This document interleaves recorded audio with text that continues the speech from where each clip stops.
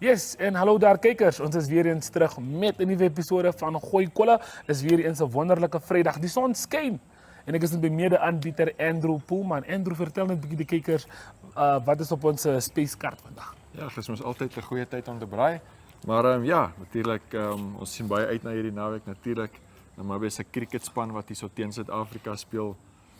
Ja, hoef jy eers die epitome is vir gesê. mense te verduidelik hoe groot dit is. Ja, eerste keer in die geskiedenis wat Suid-Afrika se cricketspan hier kom speel, so dit gaan 'n baie lekker geleentheid hier in Olympia wees. Ja, ons sien baie uit daarna.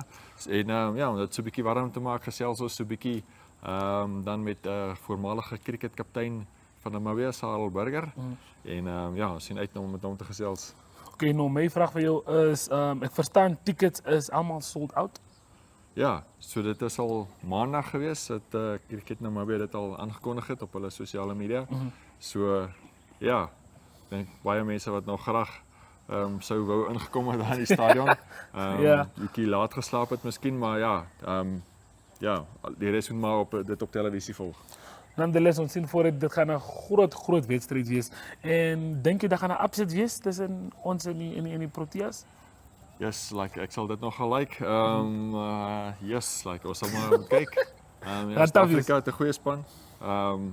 Ja, groot name ouens wat natuurlik al in die Indiese Premier Liga en vir groot geld gespeel het in die groot ligas en al daai goeters. So ja, ek dink nou maar weer definitief die underdogs, maar ja, ek hoop hulle kan ons daar 'n bietjie vir hulle iets gee om oor na te dink.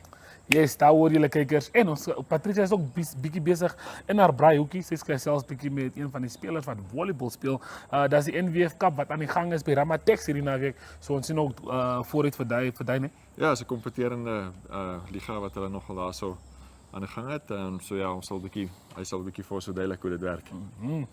Bly ingeskakel en ons is nou terug by julle.